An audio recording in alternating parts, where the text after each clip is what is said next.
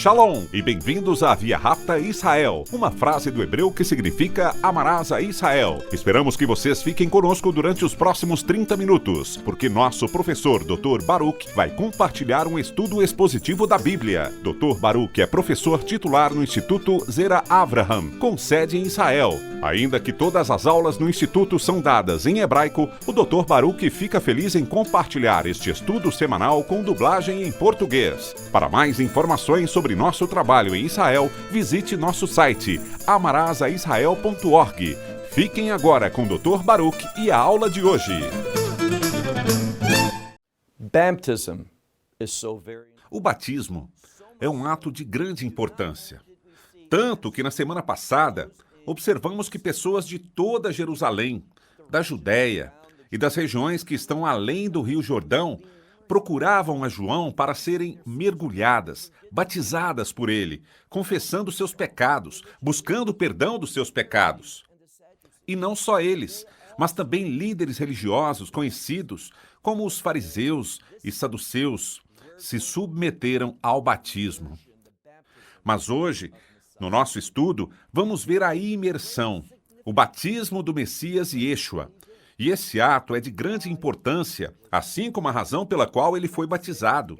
Dito isso, toma a tua Bíblia e vem comigo ao Evangelho de Mateus, capítulo 3.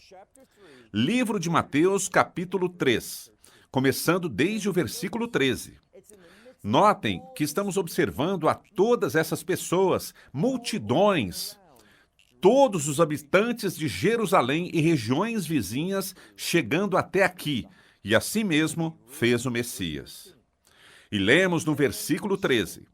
Então Yeshua chegou da Galileia a João no Rio Jordão. Ele veio ao Rio Jordão, onde João estava com o fim de ser batizado por ele. Bem, existem um par de razões. Veremos dentro de alguns versículos que o Messias dirá: eu quero ser batizado por João, com o fim de cumprir com toda a justiça. E um aspecto disso, e repito que é só um aspecto, é que Yeshua, sendo batizado por João, um dos propósitos é manifestar claramente uma mensagem de aprovação sobre João. Que João certamente era um profeta enviado por Deus. E que o que João dizia era verdade. Assim que isso validou, o Messias colocou seu selo de aprovação sobre João. E lembrem-se disso porque será muito importante. Então Yeshua chegou ali ao Rio Jordão diante de João para ser batizado por ele. Mas vejamos o versículo 14. Mas João o proibiu, ele rejeitou esse ato e disse: eu necessito ser batizado por ti e tu vens até mim? E a palavra aqui, vens, está no modo subjuntivo. De novo, podemos aprender muitas coisas quando estudamos a Bíblia no seu idioma original. E se você não fala o idioma original, pode instalar programas no seu computador para isso. Umas horas de estudo são bastante e você vai se surpreender com o quanto poderá aprender do texto, porque o software fará você compreender com quem conhece o idioma. Pode notar de imediato, e você também o notará, porque esse programa no seu computador te ajudará a compreendê-lo de imediato. O subjuntivo tem a ver com o ânimo de dúvida, falta de certeza. O que a Escritura nos diz aqui é que João está confundido. Ele não está seguro, tem dúvidas. Por que Yeshua vem a mim? Acabo de dizer que ele é mais poderoso e ele tem um batismo com o qual batizar, e este é o batismo no Espírito Santo. Eu somente sou aquele que vou adiante dele no deserto para preparar seu caminho. Isso é o que a Escritura diz e é o que João está revelando. E então diz, vejam novamente o versículo 14. Porque eu necessito ser batizado por ti e tu vens a mim. Versículo 15. E Yeshua, respondendo-lhe, diz, permita-o por agora. Ou seja, há um propósito para isso agora mesmo. E vamos encontrar um propósito adicional. O primeiro já dissemos, isso valida o ministério de João Batista. Mas a Escritura, especialmente ao chegar ao final desse terceiro capítulo, nos revela outro aspecto do batismo do Messias. Um muito significativo, do qual falaremos extensamente.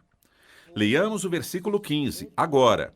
E Yeshua respondendo disse, permita por agora, porque assim convém que nós o façamos, com o fim de cumprir com toda a justiça. Um aspecto que quero que vejamos é esse. Duas palavras são sublinhadas, são enfáticas no texto. Uma é a palavra convém, algo que é apropriado, digno. Porque isso é importante. O Messias sempre faz o que é correto, o que é digno, o que Deus considera justo, apropriado. Assim que diz, é digno ou apropriado agora. Em segundo lugar, diz, para que toda a justiça seja cumprida. O que eu quero dizer sobre a justiça é muito simples. Quero dizer que tudo que o Messias fez, o fez com base em uma perspectiva de justiça. Ele primeiro se perguntava, isso é justo? E se era assim, ele o fazia. Sua preocupação era tal porque ele veio com um propósito de reino e um dos adjetivos-chave para entender o reino é a justiça.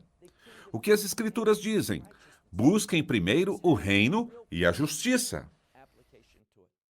Isso tem uma aplicação verdadeiramente prática. Frequentemente, as pessoas relutam na hora de tomar decisões. Dizem coisas como, não posso dizer isso porque vai ofender alguém. E que tal se ofendemos a Deus? Ou seja, quando colocamos os pensamentos ou os sentimentos de alguém acima de Deus, é óbvio que isso é mal. Muitas vezes comprometemos nossos princípios porque dizemos, não vou agradar as pessoas, eles não estarão de acordo comigo, vão me rejeitar, vou perder o respeito que tinham por mim, ou coisas assim. Tudo isso é irrelevante. O que deveria nos preocupar é em discernir o que é justo e o que não é. Vemos aqui que o Messias quer cumprir com toda a justiça. Quando você toma uma decisão, uma que te deixa encurralado, pode ser uma decisão difícil na tua própria perspectiva.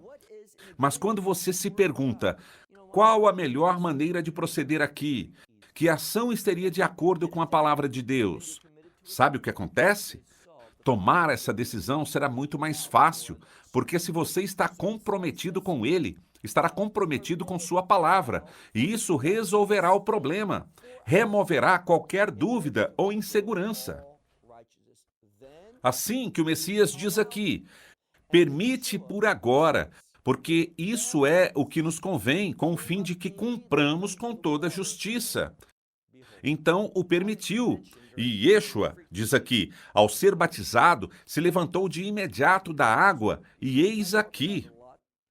E aqui venho comunicando com muita frequência, no estudo de Mateus, o significado da palavra eis aqui. Sempre o comento. Seu significado é, prestem atenção ao seguinte, algo importante está acontecendo. Assim que ele emergiu de imediato da água, e eis aqui que os céus se abriram sobre ele, e ele viu ao Espírito de Deus. Bem, notem isso. Até o momento, o vemos falando com frequência sobre o Espírito Santo. O Espírito Santo. Mas agora existe uma mudança, obviamente. Todavia, estamos falando do Espírito Santo. Mas ao invés de falar com respeito a ele com esse título, o Espírito Santo, vemos agora que ele é chamado como Espírito de Deus. E a primeira vez que o Espírito é mencionado na Escritura é em Gênesis, onde ele é chamado de Espírito de Deus. E o digo com frequência, se trata de Deus trazendo ordem sobre a criação. Vemos aqui que diante do Messias, este Espírito de Deus desce sobre ele.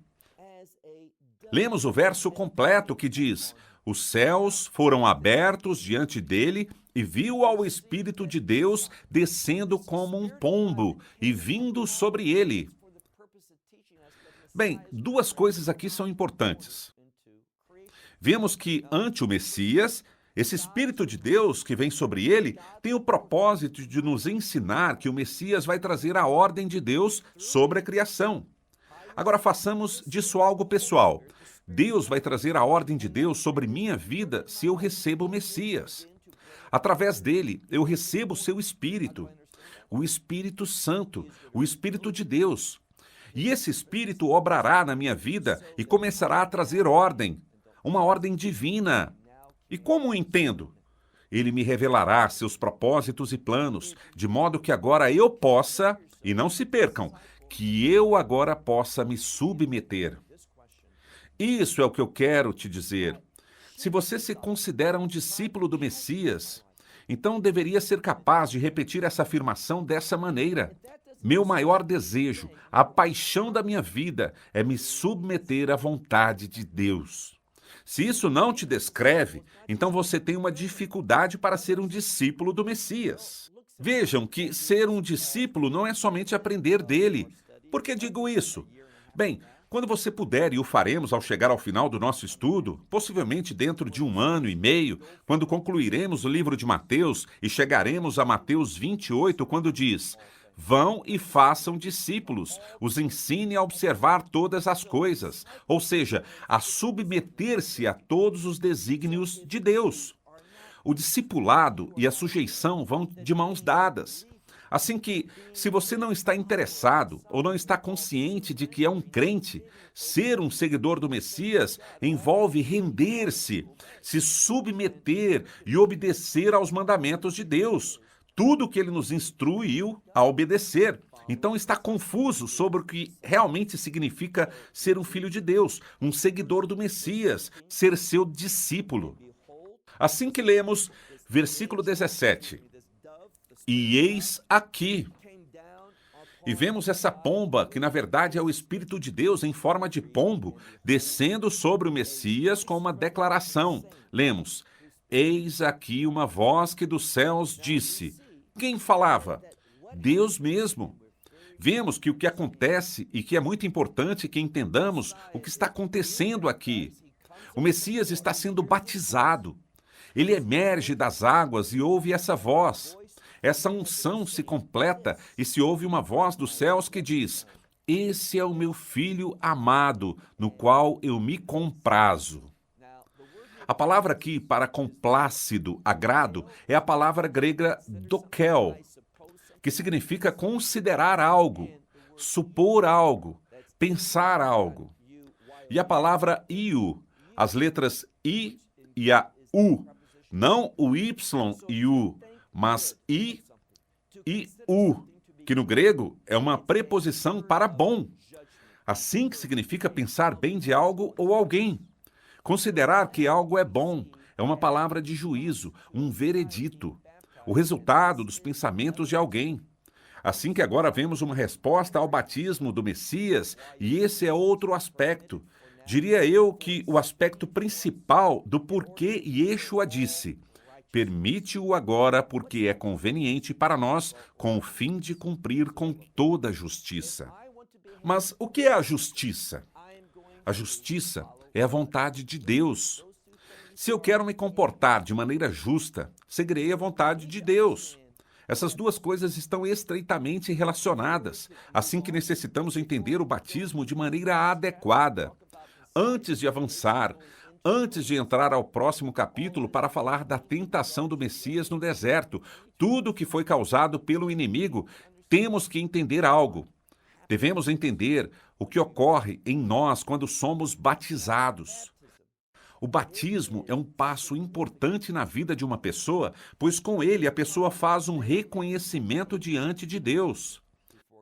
Sim, sabemos que o batismo é para o arrependimento, dando as costas ao pecado e aceitando ao Senhor.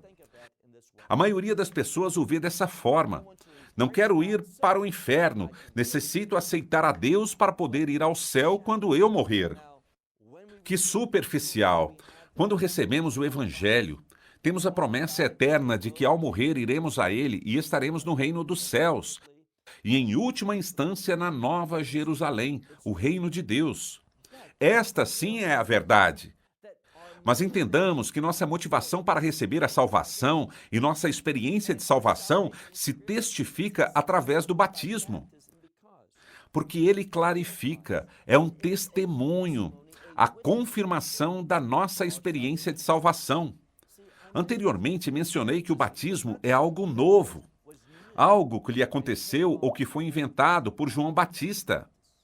Não, dentro do judaísmo, os sacerdotes e os levitas praticavam o batismo de forma plena, demonstravam uma mudança de estado, uma mudança de condição e uma preparação para o serviço. Lembrem-se disso, uma mudança de estado e uma preparação para o serviço. Acontece o seguinte: por que o Messias se batizou? Até agora, ele não começou seu serviço, seu ministério não havia começado ainda. Do que falamos anteriormente? Falamos sobre o capítulo 1, sobre a genealogia do Messias. Quem é, de onde vem e qual é o chamado na sua vida. Também falamos do nascimento do Messias, como ocorreu. E, em segundo lugar, falamos de algo mais. Não só falamos do seu nascimento, mas do ataque do inimigo e da fidelidade de Deus para vencer os ataques do inimigo. E agora, estamos falando da imersão, de ser chamado ao reino de Deus, de estar preparados para essa mudança, de ser considerados como parte da família de Deus pelo arrependimento, e agora vamos até uma maior compreensão do batismo. Agora, se torna mais pessoal. Não só falaremos do arrependimento dos pecados, mas de uma rendição ao chamado de Deus. Bem, lembrem do que diz a Escritura. O Messias ainda não começa seu chamado. Ele chega ao Rio Jordão, um lugar que representa humildade, se esvaziar de si mesmo. A humildade e o se esvaziar de si mesmo vão de mãos dadas. O Messias vai ali e é submergido. O que diz? Bem, o batismo. Quando falamos do batismo, 3 coisas devem vir à tua mente. E elas são a morte, a sepultura e a ressurreição do Messias. Quando você é batizado, desce às águas e diz: estou morto por causa do meu pecado. Morto. E o que se faz com os mortos? Se enterram. Assim que você é submergido dentro da água para logo se levantar, a ressurreição. O batismo nos fala da morte, da sepultura e a ressurreição. De quem? Do Messias. A maneira na qual encontro o perdão dos meus pecados, a maneira como sou redimido é por sua morte, sepultura e ressurreição. Aqui está a chave. Yeshua veio diante de João e ele diz: é apropriado, conveniente que eu seja batizado. Por quê? Porque seu batismo não era um batismo de arrependimento. Porque Yeshua nunca pecou. Ele viveu sem pecados. Assim que ele foi ali por uma razão diferente. Não para um batismo de arrependimento. Ele veio para comunicar algo ao seu Pai. O que será? Que ele se submeteria à vontade do Pai para a sua vida. Que ele obedeceria aos propósitos de Deus para ele. E quando uma pessoa é batizada, está declarando: eu creio na morte, na sepultura e na ressurreição do Messias. Sua morte por os meus pecados, que ele se levantou, representando a vida eterna, a nova vida que tenho agora porque creio nele. Mas o batismo também expressa algo mais. Exatamente o que o Messias dizia. Ele estava comunicando ao seu Pai: sim, sim, irei a Jerusalém. Serei crucificado, ali está a morte. Serei sepultado e ao 3º dia me levantarei de novo. Ele estava dizendo sim ao Pai Celestial: me submeterei à tua vontade para a minha vida. E quando isso acontece, qual é o resultado? Ali é quando a unção desce sobre ele como um exemplo para nós. O Espírito Santo é o Espírito do Messias, mas entretanto está nos ensinando. Yeshua não só é o Filho de Deus, mas também o Filho do homem. O que isso significa? Ser filho do homem significa que ele também é um exemplo para nós sobre como servir. Assim que ele foi batizado, dizendo ao Pai: Irei a essa cruz, serei crucificado, morrerei, serei colocado nesse túmulo, mas ao terceiro dia serei levantado de novo, me submeto ao teu chamado para a minha vida. E quando ele testifica tudo isso por meio do batismo, notem o que acontece. Aqui é quando, vejam o versículo 17. E eis aqui, em outras palavras, prestem atenção, uma voz desde os céus, qual voz? A mesmíssima voz de Deus, disse, esse, ou seja, o Messias, é meu filho amado, no qual me comprazo. O que isso significa? Ele está dizendo que me comprazo, que meu filho fará a obra, que ele cumprirá com o que foi seu propósito ao vir a este mundo, ser o Redentor. Assim que eu te pergunto, você está realmente interessado em levar adiante o propósito de Deus para a tua vida? A razão pela qual te salvou? A razão pela qual te deu o Espírito Santo? Deus tem um plano para a sua vida. E só quando dizemos sim a esse plano e nos submetemos a Deus, dizendo, Deus, me revela e me ensina o que quer que eu faça, como quer que eu te sirva. Só então é que essa unção que você recebe no momento que crê. Só então, nesse momento, essa unção entrará em ação na tua vida e se converterá em fonte de revelação, de conhecimento, de visão, de sabedoria, te ensinará o que você foi chamado a fazer com tua vida, e aqui está a chave. A menos de que uma pessoa faça o que Deus quer que faça com sua vida, não conhecerá essa paz, esse consolo. Não, o que experimentará será frustração. Bem, falei com uma pessoa, isso faz algum tempo, alguém que conheci no aeroporto. E o que essa pessoa compartilhou comigo foi que ele era dono de um negócio extremamente bem-sucedido. E com base em que ele estava viajando e que ele estava viajando em primeira classe, demonstrava ter dinheiro suficiente que dava testemunho do seu êxito. Mas ao compartilhar com ele o que era o chamado da minha vida, ele disse que todo o seu êxito e que todas as coisas que conquistou com seu negócio para prover recursos para ele e sua família, nenhuma delas foi uma bênção em sua vida. Me disse que, de fato, sua riqueza dividiu a sua família. Sua riqueza era a causa de um divórcio muito amargo. Muitas vezes, os casais, de fato, vemos aprendendo que uma das grandes fontes de conflito familiar que terminam em divórcio são as finanças. E isso é certo quando não temos dinheiro, quando temos algum dinheiro ou quando temos dinheiro em abundância. Porque, a menos que tenha a sabedoria de Deus, sabedoria divina com respeito à administração, não importa se não tem o suficiente, se tem o justo ou se tem muito. Sempre as finanças serão um problema. Nada disso trouxe satisfação a esse homem. Por quê? Porque ele fazia o que ele queria fazer, o que ele pensava que era o correto, ao invés de considerar os propósitos de Deus na vida dele. Te pergunto novamente, quais são as conquistas da tua vida? Ou apenas sobrevive? Muitas vezes as pessoas sentem que a vida se trata de sobreviver. Lograr passar de um dia ao próximo. Que mentalidade tão vã e inútil. Uma existência que agrada a Deus é uma que vive apaixonada dessas coisas. E ao ter essa paixão, ela se mostrará e se transformará em gozo. Você não quer experimentar essa mesma felicidade na tua vida?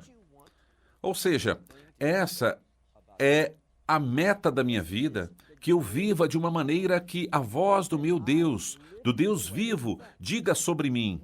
E você vai querer ouvir o mesmo também, que esse é meu filho amado, meu filho, minha filha.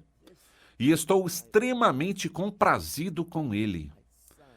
Permita-me dizer isso, te garanto isso.